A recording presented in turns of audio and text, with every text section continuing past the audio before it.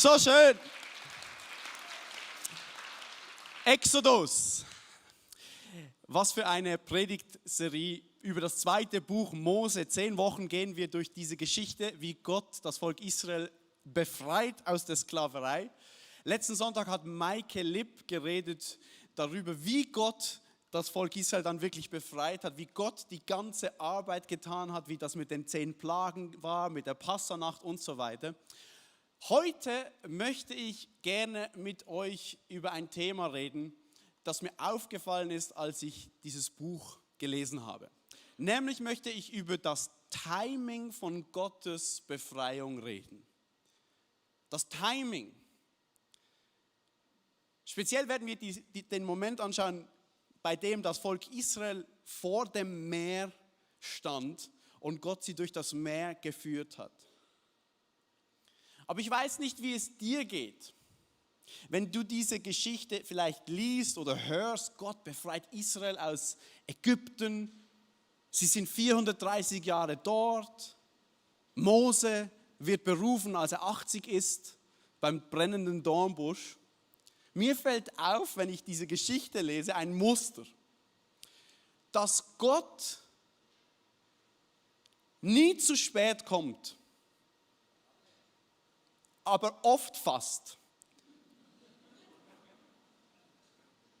Gott kommt nie zu spät in diese Geschichte, aber sehr oft fast. Gott greift im letzten Moment ein. Immer dann, wenn das Volk bereits verzweifelt ist, wenn sie Mose anklagen, Mose auch verzweifelt ist und alle zu Gott schreien, dann bewegt Gott seinen Arm und befreit sie, versorgt sie und so weiter.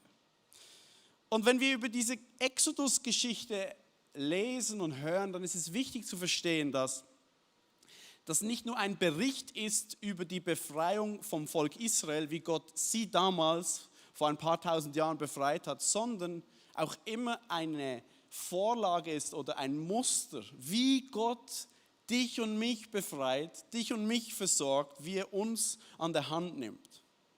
Wir sind ja eine Kirche mit 3 Standorten, vielleicht wusstest du das nicht. Wir haben in Sissach ein ICF, in Lörrach haben wir ein ICF gegründet. Und seit Mai im letzten Jahr habe ich mit Daniel Lipp die Hauptleitung über diese 3 Standorte bekommen. Und vorher war ich Pastor im ICF Basel-Land für über 10 Jahre.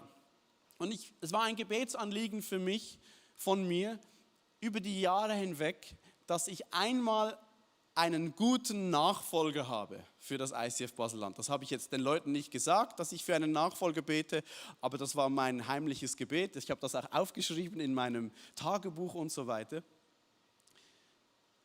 Jahrelang habe ich das gebetet und als dann die Entscheidung gefällt wurde, dass Daniel Lipp aus Lörrach nach Basel kommt und ich von Sissach nach Basel komme, war natürlich die Frage im Raum, ja, wer leitet dann das ICF Basel-Land und wer das ICF Lörrach?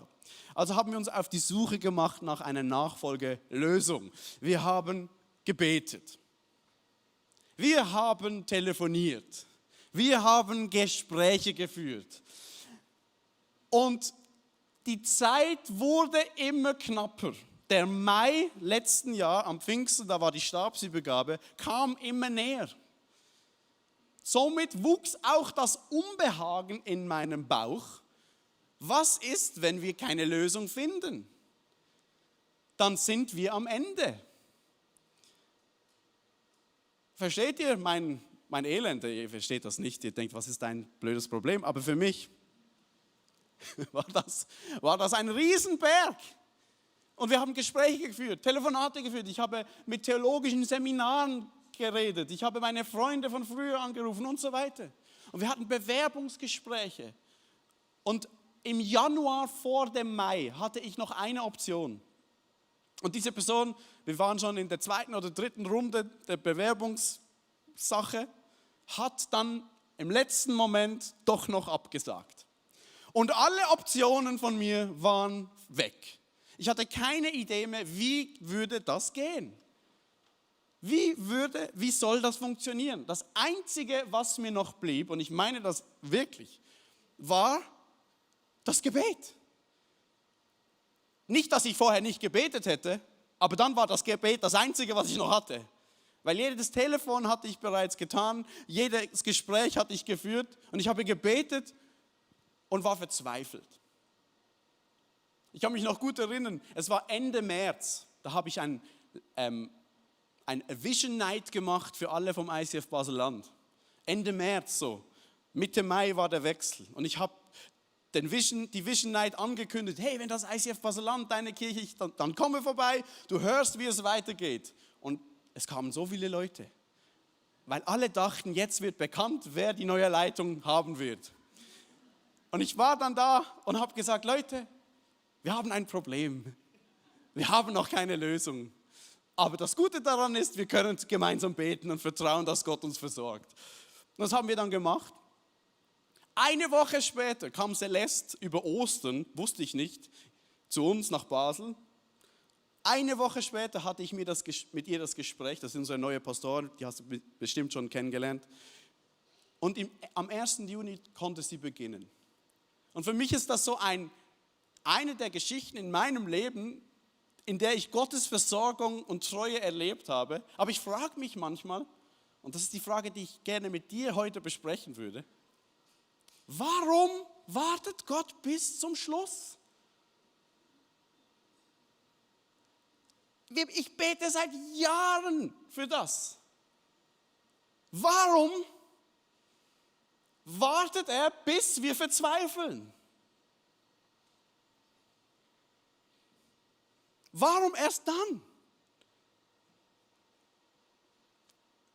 Und ich sage, das Buch Exodus gibt uns ein paar Antworten. Es klärt nicht jede Frage, aber ein paar Hinweise möchte ich gerne mit euch anschauen, warum Gott das manchmal tut. Vielleicht bist du hier und du kennst dieses Muster in deinem Leben mit Gott. Vielleicht hast du selbst schon Gott so erlebt, dass er bis zum Schluss wartet, du verzweifelst, du meinst, er kommt zu spät und dann kommt er doch rechtzeitig. Vielleicht kennst du das. Vielleicht bist du aber auch heute hier und du bist selbst jetzt gerade in einer Situation, in der du nicht mehr weiter weißt. Wo die Zweifel größer sind als das Vertrauen, die Ausweglosigkeit da ist, du hast keine Hoffnung und du bist in einer Situation, wo du dir wünschst, dass Gott endlich eingreift, versorgt, befreit. Vielleicht bist du heute aber auch hier und du bist zum Schluss gekommen, dass Gott in deinem Leben effektiv zu spät gekommen ist. Hätte er eingegriffen früher, dann wäre ich heute nicht in dieser Situation mit all diesem Leid und dem Schmerz und so weiter. Vielleicht bist du zum Schluss gekommen, Gott greift nicht ein, Gott hat mich vergessen, Gott interessiert es nicht. Und schau, ich verstehe Gott nicht. Vielleicht verstehst du ihn besser als ich, aber ich weiß nicht, warum er manchmal schneller, manchmal später und manchmal scheinbar gar nicht oder zu spät in unsere Perspektive eingreift. Wir verstehen Gott nicht und ich glaube, wir müssen das auch stehen lassen, diese Spannung. Aber wenn ich diese Story anschaue vom Volk Israel in der Sklaverei, es heißt, dass die 430 Jahre dort waren. 430 Jahre, in der die meiste Zeit geprägt waren durch Unterdrückung, Sklaverei, Fronarbeit und so weiter. Ich frage mich, wie viele dieser Israeliten resigniert haben. Wie viele dachten, Gott gibt es nicht und wenn es ihn gibt, dann ist er nicht gut. Warum lässt Gott das zu? Wie viele dieser Israeliten kamen zum Schluss? Ja, diese alten Geschichten von Abraham und so weiter. Eine Legende. Aber Gott greift nicht im Hier und Jetzt ein. Und dann kommt Gott und begegnet Mose am Dornbusch und sagt, ich habe die Schreie der Israeliten gehört. Ich bin herabgekommen, um sie zu retten. Mose, geh du jetzt und sag dem Pharao, jetzt geht's los. Warum erst jetzt? Warum erst jetzt? Warum nicht schon früher? Ich möchte dich ermutigen, wenn du in dieser Situation bist und dich so vielleicht fühlst jetzt gerade, dann möchte ich dich ermutigen, nicht aufzugeben.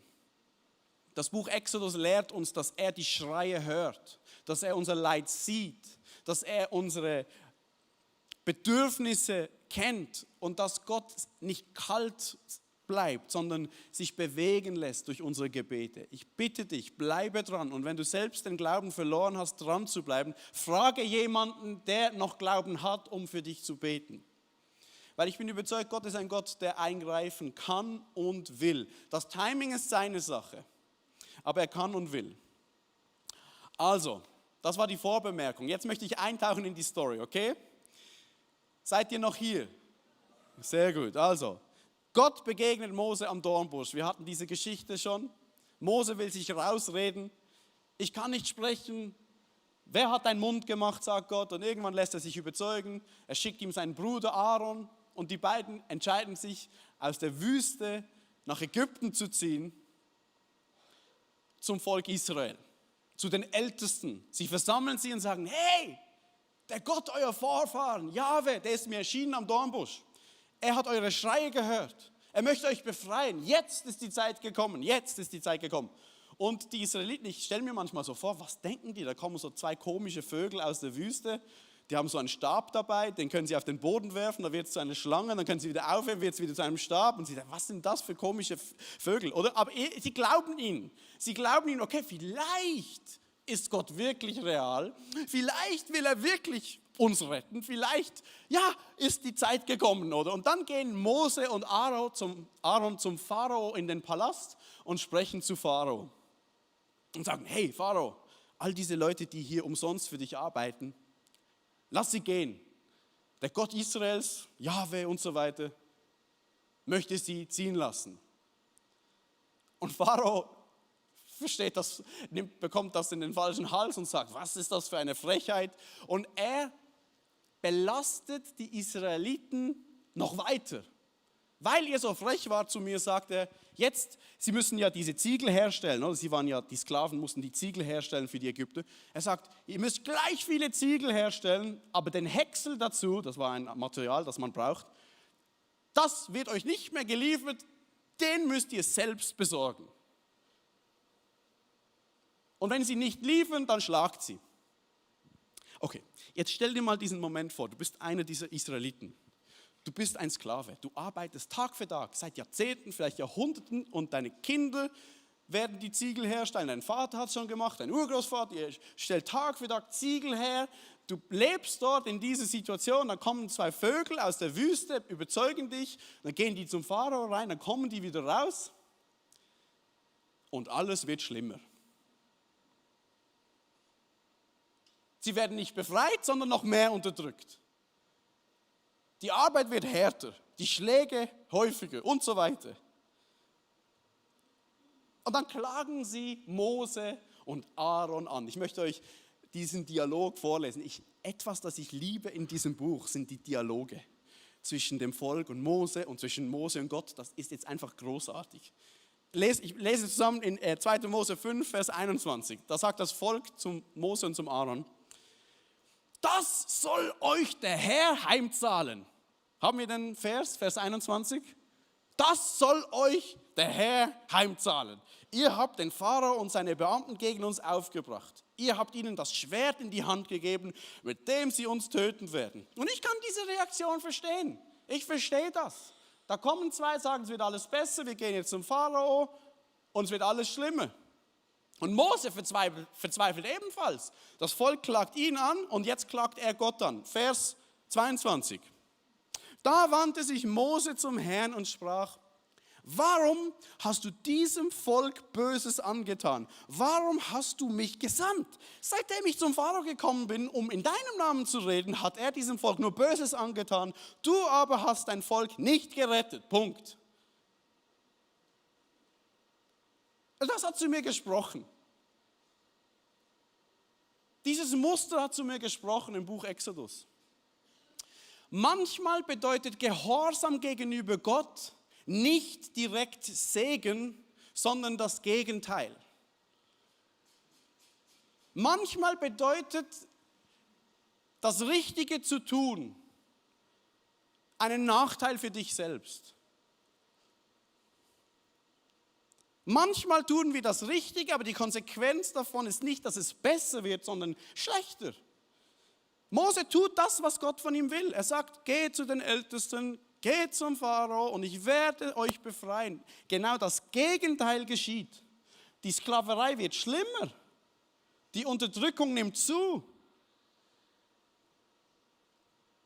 Wenn du auf deiner Arbeit, wo auch immer du unter der Woche unterwegs bist, dich entschieden hast, den Weg der Aufrichtigkeit und der Ehrlichkeit zu gehen, kann es sein, dass du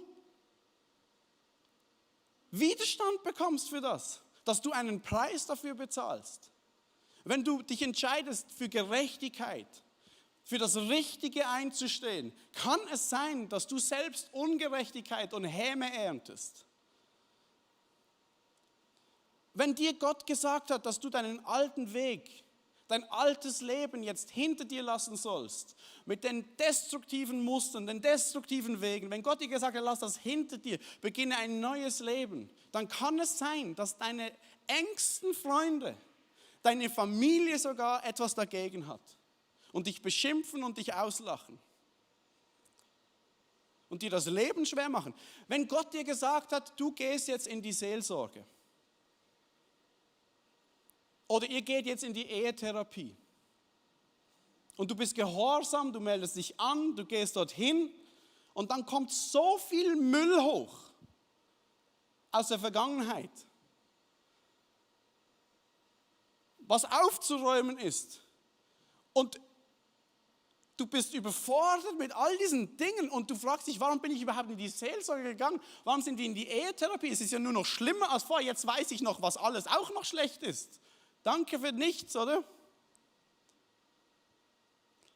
Wenn du anfängst, deinen 10. Teil in die Gemeinde zu geben, fürs Reich Gottes zu investieren, weil Gott gesagt hat, tu das und ich werde dich versorgen im Überfluss. Und dann tust du das und dann sind deine Ressourcen plötzlich knapper als vorher. Und du denkst, hä? Wenn Gott dir gesagt hat, lass dich taufen, lass dein altes Leben hinter dir. Und kurz vor der Taufe kommt dein altes Leben wird nochmal so richtig lebendig und versucht, mit aller Kraft dir eins reinzuhauen. Ich erlebe das immer wieder mit Menschen, die sich taufen lassen. Und Mose fleht zu Gott und sagt, warum hast du mir das aufgetragen zu tun? Warum? Du hast gesagt, geh zum Pharao, ich habe das gemacht. Du hast gesagt, ich werde euch befreien. Hast du nicht gemacht. Ich habe meinen Teil gemacht, du hast deinen Teil nicht getan. Und jetzt sagt Gott zu Mose Folgendes. 2. Mose 6, Vers 1. Da sprach der Herr zu Mose. Jetzt wirst du sehen, was ich dem Pharao tun werde. Sag mal zu deinem Nachbarn, jetzt, mach mal, jetzt. Dreh dich mal um, jetzt. Okay. Und dann sag zu deinem Nachbarn jetzt, warum erst jetzt? Sag mal, also du kannst das auch leise sagen, aber warum erst jetzt? Jetzt wirst du sehen, was ich dem Pharao tun werde. Er wird sie ziehen lassen mit starker Hand und mit starker Hand wird er sie aus seinem Land vertreiben. Und dann geht der ganze Showdown los mit den 10 Plagen und das Hin und Her. Pharao ändert ständig wieder seine Meinung und so weiter. Aber warum erst jetzt? Was ist mit dieser Phase dazwischen, Gott? Warum musste das Volk zuerst verzweifeln? Warum musste Mose zuerst verzweifeln? Gott, was soll das? Warum erst jetzt und nicht schon damals? Und dieses Muster kommt so deutlich auf die Spitze in dem Moment, in dem Gott die Israeliten befreit und vor das Meer führt. Dieses Muster kommt da so deutlich zum Vorschein. Der Pharao lässt sie endlich ziehen, oder? Und Gott führt sie mit einer Rauchsäule und einer Feuersäule in die Freiheit. Raus von Ägypten. Und jeden Tag laufen sie Gott hinterher, am Tag eine Feuersäule, am Tag die Rauchsäule und der Nacht die Feuersäule. Sie folgen Gott. Und dann heißt es etwas Spezielles in diesem Text, was meine Aufmerksamkeit bekommen hat. 2. Mose 13, Vers 17.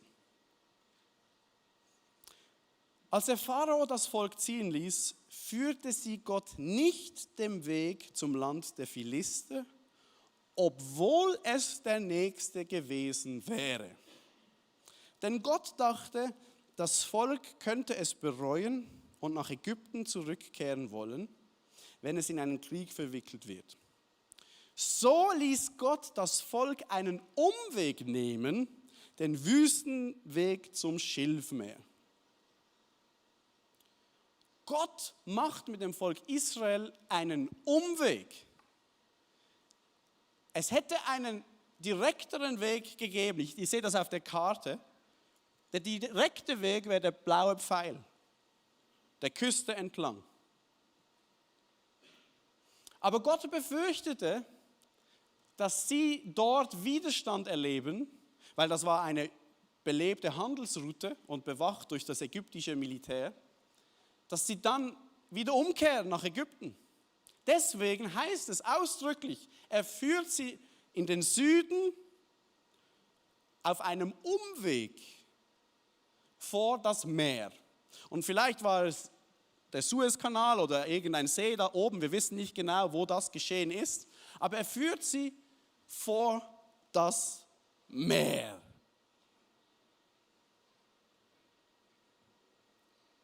Vor dem Meer haben sie keinen Ausweg mehr.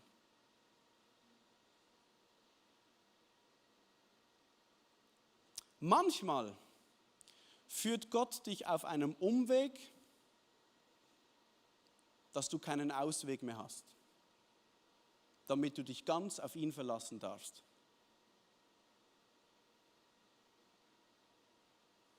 Sie stehen vor diesem Meer und der Pharao ändert wieder zum x-ten Mal seine Meinung, mobilisiert seine Streitmacht, seine Streitwagen und rennt ihnen, jagt ihnen nach. Stell dir diesen Moment vor. Die sind vor diesem Meer, weil die Feuersäule und Rauchsäule sie dorthin geführt hat. 100.000 oder 100.000, wie auch immer. Kinder, Erwachsene, Großeltern, Rinder, Esel, Schafe. Ein Riesenvolk hat dort vor dem Meer gelagert. Warum hat uns Gott hier hingeführt? Und dann im Hintergrund siehst du plötzlich eine Staubwolke und siehst ein ägyptisches Heer anrasen. Und du denkst dir, ist das jetzt dein Ernst, Gott? Was ist los? Ich stelle mir manchmal so vor, die Hintersten, also die vor dem Meer waren, die hatten ja länger, bis sie die ägyptischen Streitmächte gesehen haben, oder? Die waren vor dem Meer, die wussten schon, es geht nicht weiter, aber die ganz hinten, die sahen ja nicht, wie es vorne weitergeht, aber die sahen die Ägypter. Ich stelle mir vor, was da los war. Und Panik bricht aus und jetzt der Dialog. 2. Mose 14, Vers 11, genial, der Dialog ist genial. Sie gehen zu Mose, haben Panik, das alte Muster. Und sie sprachen zu Mose, gab es denn keine Gräber in Ägypten, dass du uns herausgeholt hast, damit wir in der Wüste sterben? Gott, gab es keine Gräber oder was ist dein Grund? Verstehst du? Was hast du uns angetan, indem du uns aus Ägypten herausgeführt hast? Haben wir dir nicht schon in Ägypten gesagt, lass uns in Ruhe. Wir wollen Ägypten dienen, denn es ist besser für uns, Ägypten zu dienen, als in der Wüste zu sterben. Seit wir dir Mose folgen, ist alles schlimmer geworden. Nur schlimmer. Jetzt sterben wir in der Wüste. Mir ist das aber so eingefahren beim Lesen. Gott hat das Volk Israel in diese auswegslose Situation geführt. Es war Gott. Es war Gott, der das getan hat. Manchmal führt Gott uns auf einen Umweg, damit wir keinen Ausweg mehr haben, damit wir uns voll und ganz auf Gott verlassen müssen. Und das Volk Israel steht vor dem Meer. Sie können nicht nach vorne, nach hinten geht auch nicht, nach rechts bringt nicht, nach links geht nicht. Und du bist verzweifelt und sie schreien und sie sind verzweifelt und sie denken, jetzt ist es mit ihnen zu Ende. Ich glaube, Gott möchte das einigen von uns heute sagen. Vielleicht ist deine Situation, in der du jetzt steckst, deswegen auswegslos, weil er möchte, dass du nur noch ihn hast als Retter.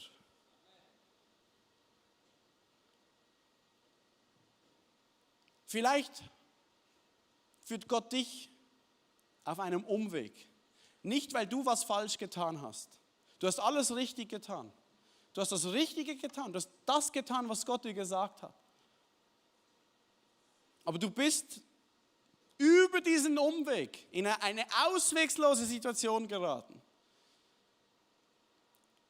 damit du nur auf Gott dich verlassen kannst. Diese Momente mag niemand, aber es sind die Momente, die so wertvoll sind, weil du Gott ganz anders erleben kannst, als wenn alles gut geht. Ich wünsche niemandem diesen Moment. Aber manchmal, wenn wir nicht nach vorne wissen, es geht nicht zurück, links und rechts, das ist immer ein Zeichen, die Nähe Gottes zu suchen. Und Mose sagt dem Volk, das am Verzweifeln ist, Folgendes. 2. Mose, Vers 14. Kapitel 14, Vers 13. Und nimm dieses Wort für dich, wenn das du bist in dieser Situation. Fürchtet euch nicht, bleibt stehen und seht, welche Hilfe der Herr euch heute erweisen wird. Denn wie ihr die Ägypter heute gesehen habt, werdet ihr sie niemals wiedersehen. Der Herr wird für euch kämpfen, ihr aber sollt euch still verhalten. Fürchte dich nicht, bleib ruhig und beobachte jetzt, wie Gott für dich kämpft. Wie Gott jetzt für dich eingreift. Und in diesem Moment stellt sich Gott als diese Rauch- und Feuersäule zwischen das ägyptische Heer und das israelitische Volk als Blockade. Und Mose geht zum Meer und nimmt seinen Stab und hebt ihn übers Wasser und das Unmögliche wird möglich. Es kommt ein starker Wind und das Wasser wird zur Seite gedrängt und es entsteht ein Weg durch das Wasser. Das heißt, es gibt wie zwei Wände, links und rechts, wo das Wasser durch diesen Wind auf die Seite getrieben wird und die können durch das Meer gehen. Stell dir vor, 100.000 Leute, Kinder, Frauen, Erwachsene, Großeltern laufen jetzt los. Esel, wenn der jetzt bockt. Und mühsam gehen die durch dieses Meer hindurch. Und als alle Israeliten dort drin sind, entscheidet sich Gott, jetzt gehe ich weg mit meiner Feuer- und Rauchsäule. Und die Ägypter können jetzt auch kommen. Die sind noch drin. Da frage ich mich manchmal, Gott, warum jetzt? Warum so? Ich glaube wirklich für die Letzten in diesem Wasser, die Hintersten, war das am schlimmsten. Ich glaube auch, dass dort ein Trauma geschehen ist für die Menschheit. Heute, wenn wir Mühe haben mit Stau und uns aufregen im Verkehr, ich glaube, das kommt von ganz früh. Das war ein archetypisches Ereignis für uns. Ich glaube, wir haben einfach Mühe, wenn es nicht vorwärts geht, oder? Und die sind da drin und als der letzte Esel das Ufer erreicht, fällt das Wasser zusammen und die ägyptische Armee ertrinkt. Und sie sind in der Wüste und in der Freiheit.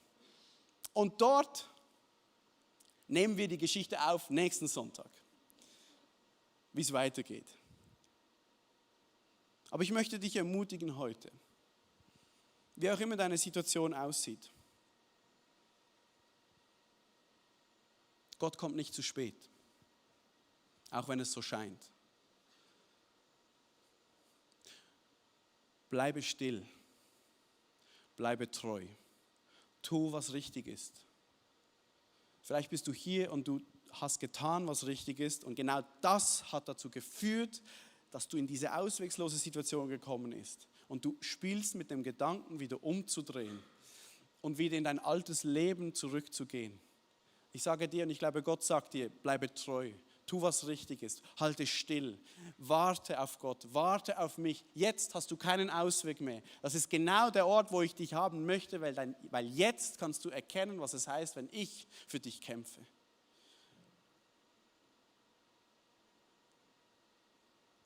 Ich kenne Gottes Timing nicht. Ich verstehe es nicht. Aber ich glaube, dein Segen, deine Versorgung, deine Befreiung, die wird kommen. In diesem Leben oder im nächsten. Aber bleibe treu. Ich glaube, Gott ist heute hier und möchte dich anrühren. Dir Frieden geben in deiner Situation. Wir haben jetzt auch das Gebetsteam für dich bereit. Wir werden dort für dich beten, wenn du Befreiung nötig hast, wenn du Frieden brauchst in dieser Situation, wenn du verzweifelt bist. Ich glaube, Gott ist hier und kann Wunder tun. Aber er kann auch Frieden schenken in dieser Situation. Es ist so spannend, als ich verzweifelt war wegen der Pastorensuche damals. Als diese Person abgesagt hat im letzten Moment. Da wusste ich nicht mehr weiter. Ich hatte keinen Ausweg mehr, ich sah keine Lösung mehr. Das Einzige, was ich dachte, jetzt muss ich mal spazieren gehen mit Gott. Ich hatte ja nichts mehr anderes. Und ich weiß noch, ich bin an der Bier spazieren gegangen und habe Gott gesagt, Gott, und jetzt? Der Mai kommt. Der Ralf geht. Und jetzt? Und ich habe Gott gesagt, Gott, machen wir was falsch? Haben wir zu wenig gebetet? Haben wir zu wenig gefastet? Ich faste nicht gerne, vielleicht liegt es daran. Sind wir blind? Haben wir was übersehen? Gott, was machen wir? Und ich hab zu Gott gefleht und geschrien. Und dann kommt Gott und sagt mir innerlich, es war ganz speziell, er sagt mir, chill.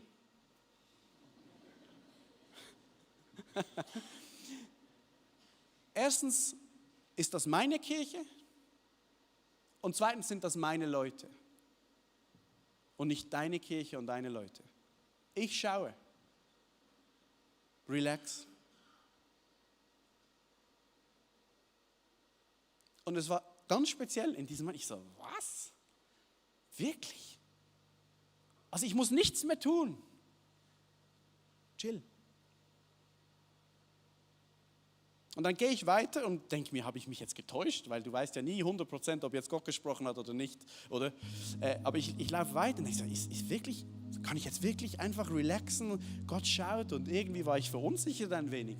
Und dann laufe ich 20, 30 Meter weiter und ein kleines Schild an der Biers, an einem Haus und an einer Garage, kleines blaues Schild, so wirklich so klein, ist an der Wand. Und dort steht ein Zitat von Jesus drauf, wo er sagt, meinen Frieden gebe ich dir. Und in dem Moment kommt ein Frieden in mein Herz, den ich nicht erklären kann. Ich kann den bis heute nicht erklären. Ich kannte diesen Vers von Paulus. Und der Friede Gottes wird dein Inneres erfüllen. Der Friede Gottes, der Verstand übersteigt, wird euch erfüllen. Und ich kannte das und ich hatte den Frieden Gottes auch schon erlebt. Aber dann war es immer so, dass man irgendwie für diesen Frieden kämpfen muss. Oder dann hat man den Frieden Gottes hier oben drin im Kopf, aber noch nicht im Herz. Und dann musst du den proklamieren und festhalten und du musst dich durchringen. Und das gibt es manchmal und das kannte ich. Aber es kam ein Frieden in mein Herz, wo ich war wirklich entspannt.